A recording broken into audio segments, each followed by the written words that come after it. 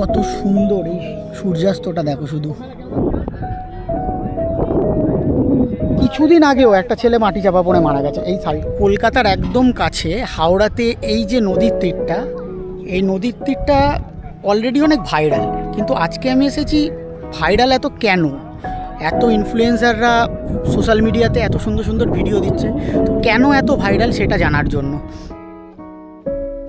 কোনো editing preset বা কোনো ড্রোন শট বা কোনো ফিল্টার এইসব ছাড়া একদম অ্যাজ ইট ইজ এটা যেমন দেখতে আমার চোখে যেভাবে ধরা পড়ছে, ইভেন তোমরা আসলেও যেভাবে তোমাদের চোখে ধরা পড়বে আমি সেই জিনিসই দেখাবো, আর লাস্টে একদম অনেস্ট রিভিউ দেবো। আজকে আমি এসেছি হাওড়া জেলার অন্তর্ভুক্ত সবথেকে বিখ্যাত নদীর তীর বেনাপুরে। প্রতিদিনের জীবনের ব্যস্ততা কাটিয়ে একটা বিকেল এই নদীর তীরে একটু কাটিয়ে যাও, কথা দিলাম তোমরা নিরাশ হবে না। স্পেশালি এখানকার যে সানসেট ভিউটা অসাধারণ, তোমার মনকে শান্ত করে দেবে। এই সূর্যাস্তের দিকে তাকিয়ে আমি জীবনের সব প্রবলেম ভুলে গেছিলাম কিছুক্ষণের জন্য।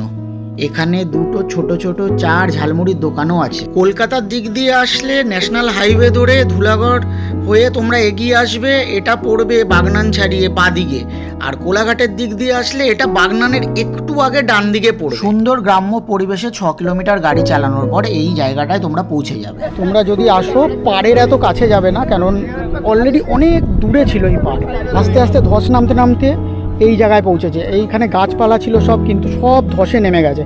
এই যে ধস দেখছো এটা যখন তখন মাটিতে নেমে যায়, মাটি পুরো ধসে যায়। তো ব্যাপার হচ্ছে কিছুদিন আগেও একটা ছেলে মাটি চাপা পড়ে মারা গেছে এই সাইডে এসে। তো তোমরা আসলে একটু দূরে দূরে থাকবে, ইভেন তোমাদের বাইক বা কিছু যদি আনো এরকম একটু দূরে রাখবে।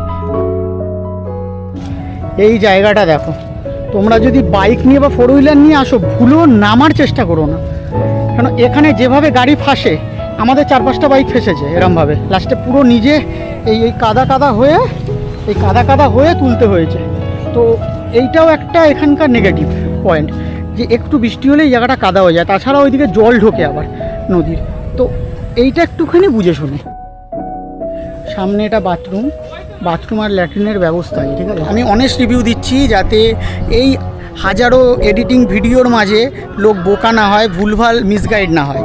তো এখানে তাদেরই ভালো লাগবে যারা একটুখানি শান্তি পছন্দ করো, ঠিক আছে। তো এই জায়গাটা খুব সুন্দর, চুপচাপ এসে পাড়ে বসে থাকবে। কিন্তু এখানে অনেক প্রবলেম আছে, রবিবার করে আসলে মদের আড্ডা বসে, বিয়ারের আড্ডা বসে, এখানে একটা ঝামেলার ব্যাপার। যদি মেয়ে নিয়ে আসুন তো এর যারা মদ খায় তারা মা বোন কিছু খেয়াল করবে না, টোন টিটকারি কাটতে পারে, এই একটা খুব বাজে দিক। সেকেন্ড আর একটা জিনিস, এই জিনিসটাকে তোমরা ভেবে আসবে যে বন্ধুবান্ধবের সাথে আসো, আর যদি পরিবার নিয়ে আসো তাহলে সবসময় চিন্তা করবে একটু ছুটির দিন বাদে, মানে ছুটির দিনটা অ্যাভয়েড করতে। ছুটির দিন এখানে প্রচুর ভিড় থাকে, তো এত ক্রাউডে ভালো লাগবে না। তো আমি যদি বলো এটা সৌন্দর্যে আমি দেবো এটা 10-এ 6, ঠিক আছে। আর পরিষ্কার পরিচ্ছন্নতা যদি বলো, পরিষ্কার পরিচ্ছন্ন একদমই নেই, যদিও এটা প্রকৃতির দোষ না, কেন মানুষ যেখানে যেখানে ঢুকেছে প্রকৃতিকে শেষ করেছে। তো পরিচ্ছন্নতা একদমই নেই, তাতে আমি 10-এ এটাকে 3 দেবো। একটা সুন্দর বিকেল এই নদীর পাড়ে কাটানোর পর আমরা সোজা চলে গেলাম কোলাঘাটে, একটু চা আর একটুখানি পেঁয়াজের পকোড়া খেয়ে তারপর বাড়ির পথে রওনা দিলাম।